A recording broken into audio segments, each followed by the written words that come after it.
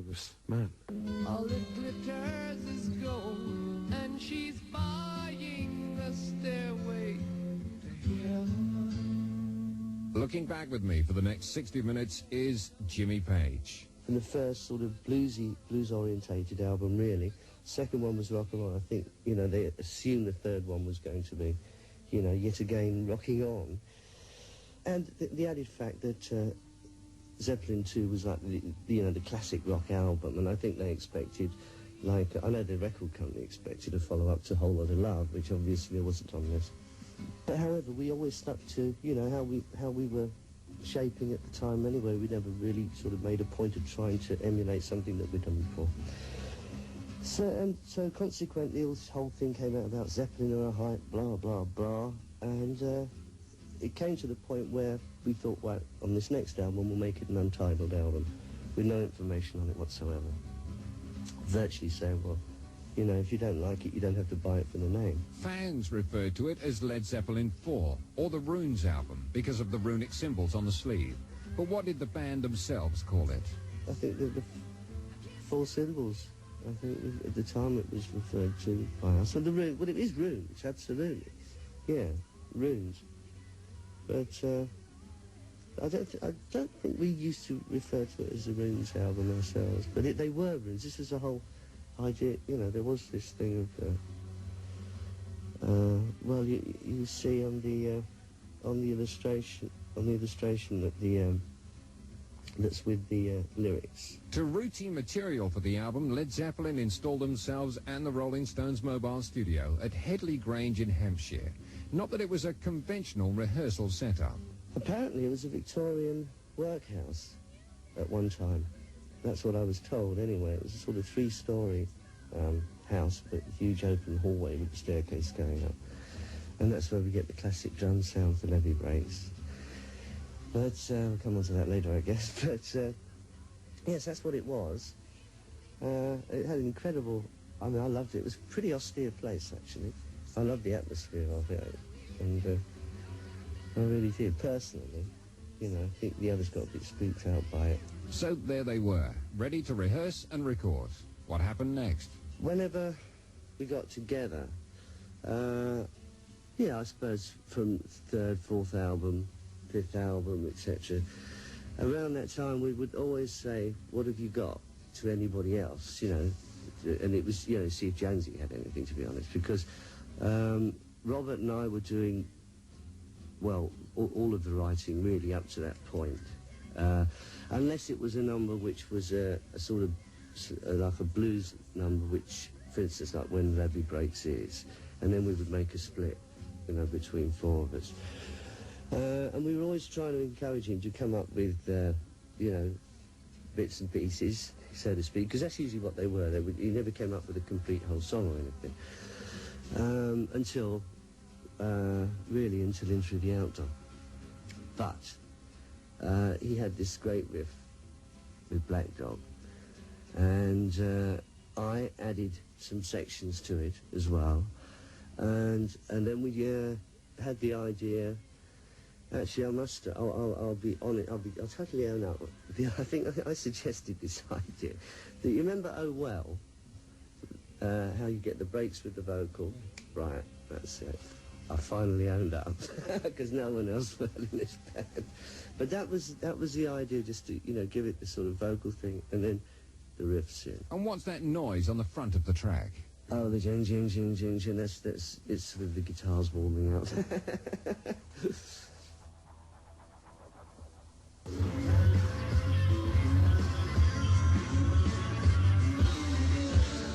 To me, the most important part of everything was to have a really good bass and drum sound, because I knew after that I'd be working on the guitars anyway.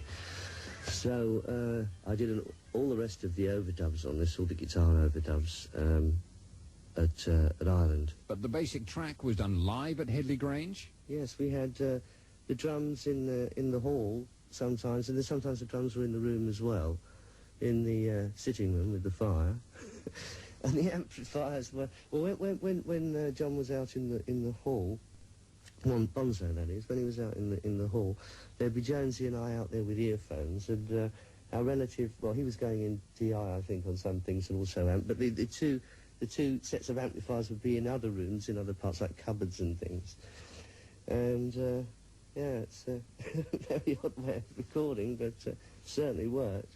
When you've got this whole live, creative process going on, that's how things like, for instance, rock and roll would come out. And how exactly was that? I think we might have been attempting 4 sticks, and it wasn't actually happening that day. And I remember Bonzo started this drum intro to, let's see, it's Keep a Knocking, I think it is. In fact, it is. It's Keep a Knocking, Little Richard. He just did that, and I just played the riff automatically, and that was rock and roll. And we got to sort of 3/4 of the way through. I think we got through the whole of the 12 bar of it. In other words, the first one I said, wait a minute, this is great, forget 4 sticks, let's work on this. And things would come out like that.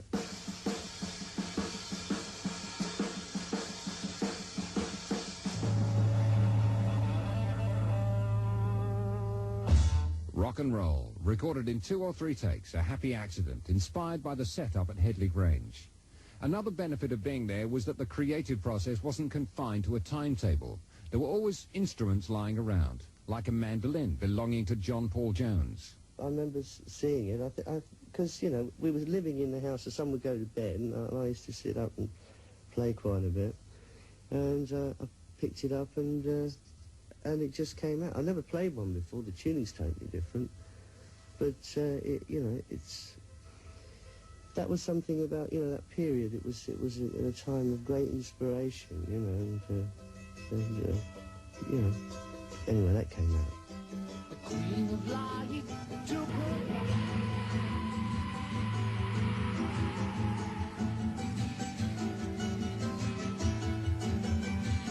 And whose idea was it to use Sandy Denny on Battle of Evermore? That was an idea of Robert's. Robert had this idea, and to bring in Sandy Denny. I thought that really worked well, actually. I seem to recall a tabla player credited on the first album, but apart from that, Sandy Denny must have been just about the only guest on a Led Zeppelin album. Yes, I don't think... I think that's it. Apart from, of course, Kashmir, where we had strings and horns and that, as well as a mellotron. But yeah, usually we'd... Well, we had, we could really tackle anything between the 4 of us, really. I mean, Jonesy was such a multi-instrumentalist anyway. For instance, he's doing the recorder parts at the beginning of Stereo. He's a brilliant musician. And what about guitars? Did Jimmy have a lot of them with him? All the guitars I had, I didn't have that many at that point. For example, I know that, everyone knows me for the double neck, but in fact I had to get the double neck to handle Stairway, because even though I'd played 6-string acoustic, the electric, 6-string electric, and 12-string on it, I couldn't do it on one or the other, and the double neck was the only possible way of being able to handle it. Now everyone's familiar with it. It's it may not make a lot of sense, but it was quite a complicated song to actually get across to everybody, and so it took its time. For instance, I know one of the bits that was a bit difficult for Bonzo at the time anyway was the 12-string fanfare into the guitar solo, and that took a bit of time. So we were sort of going over it and over it from beginning to end quite a few times, and Robert was sitting on the stool and he was listening, and he must have got inspiration, as I say, because he was writing these lyrics, and then he said, well, I think I've got some things for it, and as well, we had an old Revox that was actually recording at the time. When we heard it back, I remember there was a good 70-80% of the lyrics there.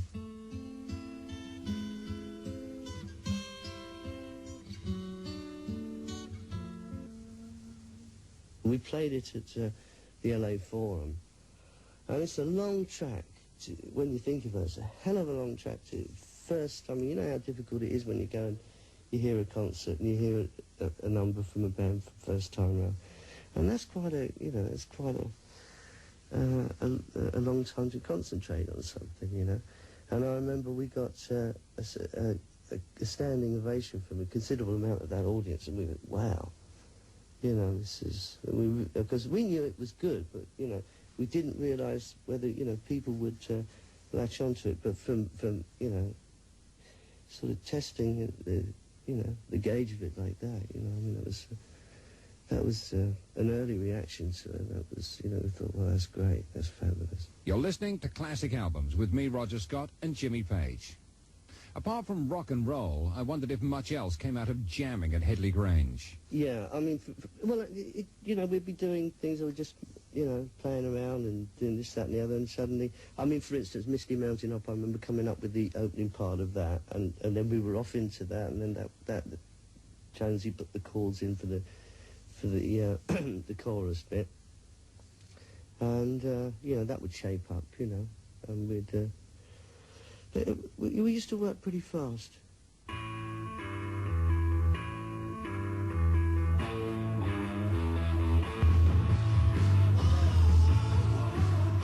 As I say, guitar riff started that one off, and we were probably banging away at just that riff for a while, and then I think Jonesy put in the chord change. So, you know, going to pattern on bass for the Misty Mountains. And but that, yes, I think a lot of that would have been made up during the point of being at Headley, you know, at Headley, yeah. But they didn't all come that easily.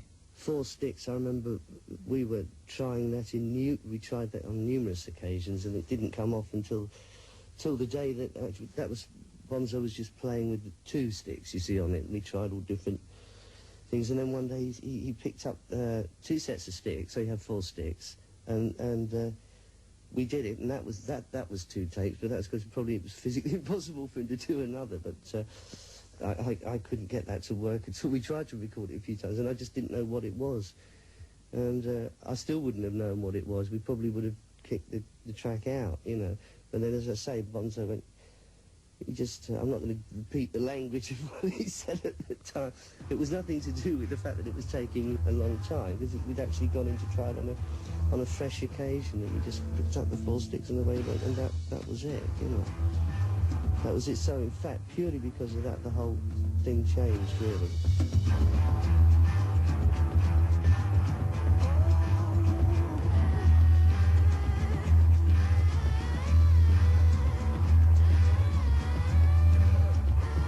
That was just a really abstract. It was supposed to be really abstract.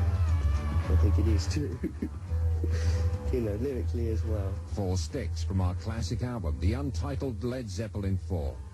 Why were they so set on anonymity for the album? Well, we all agreed. It was, you know, we were all absolutely adamant about the fact that, I mean, we were all a bit fed up with the treatment we got in the press, you know.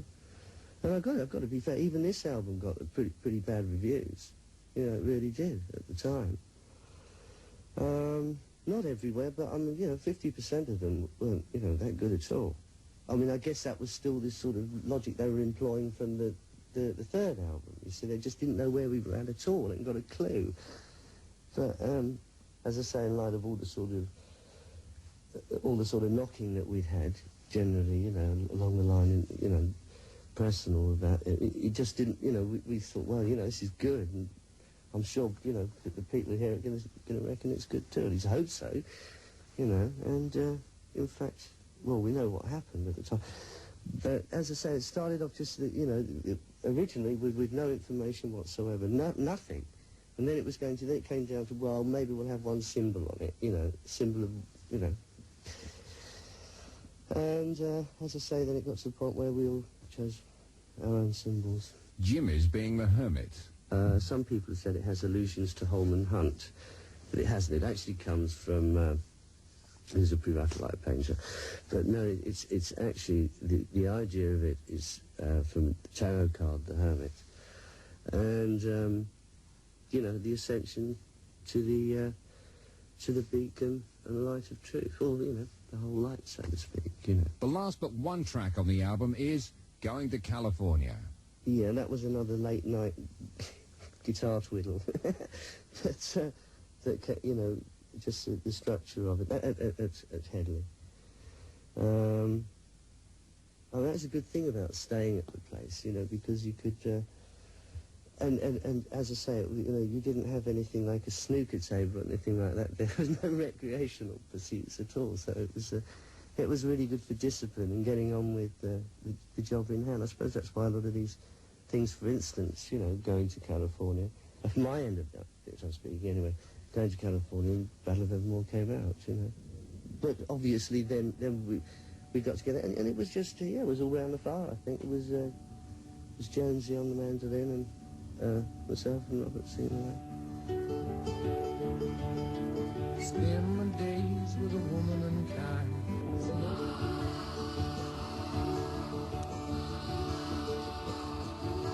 We went over to mix it at Sunset Sound, and this is Andy Johns and myself, and Peter Grant was there as well. He came over. And the funny thing is, on going to California, we've got the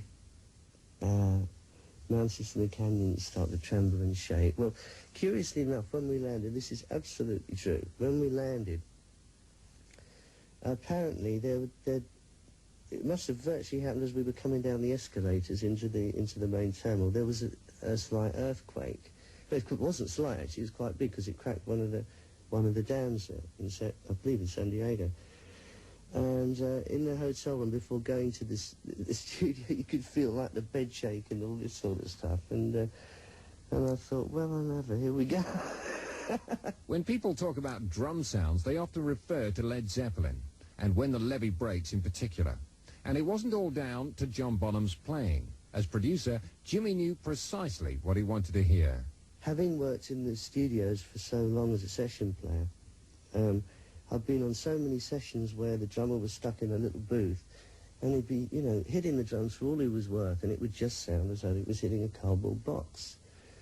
And I mean, I had nothing. I was just hired in to play guitar, but I knew that drums would have to breathe to get, you know, proper sound, you know, and have some ambience.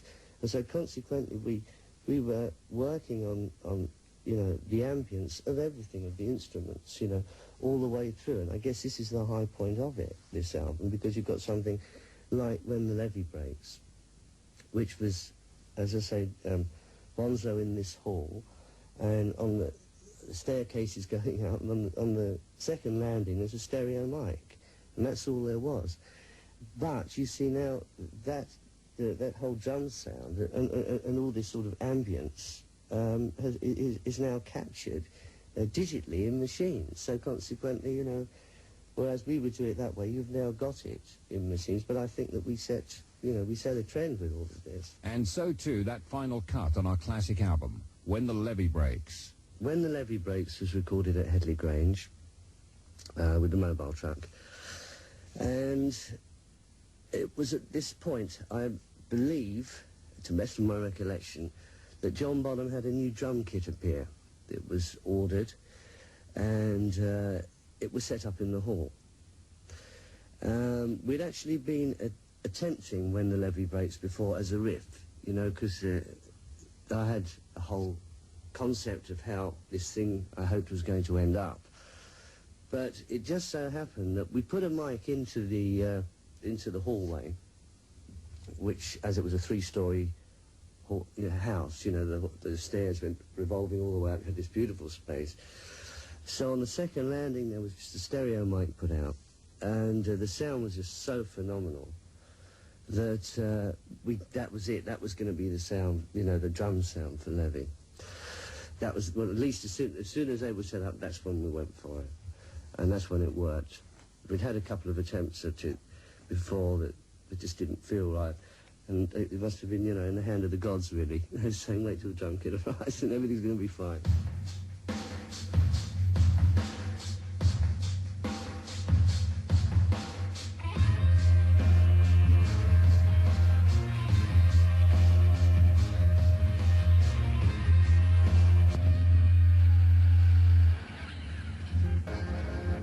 At the end of it, where we've got the whole works going on this fade that doesn't actually fade because we finish it, the whole effect starts to spiral. All the instruments are now spiraling. This was quite a I mean, this was very, very difficult to do in those days, I can assure you. with you know, with the mixing. It was like pan-pots going with myself and the engineer doing it, with the voice remaining constant in the middle. This really only really comes out on the headphones, but you hear everything sort of turning right round. In fact, at the time, I was extremely happy with Levee, actually. Looking back, is there anything Jimmy would change about the album? Yeah, I'd do it with click tracks and synthesizers and sampling. And then I'd retire. No. I you know, I've got really, really fond memories of those times, you know, and you know, the album was done with such great spirit, you know, everyone was, you know, everyone had a smile on their faces, and it was great, you know. No, so purely for that reason, I'd say no. The series Classic Albums is devised and produced by Roger Scott and John Pidgeon. Our special thanks to Jimmy Page. And the Classic Album series here on BBC Six Music. Stay tuned for an hour of live music from 4 o'clock. Next, it will be in Access All Archives, complete BBC sessions by Zodiac Mind Warp from 1986, and also Tipper Irie from 1985. They're on the way from 4:30, but first up, a full half-hour set recorded for the BBC at the Paris Theatre in London in 1979 by the Cimarrons.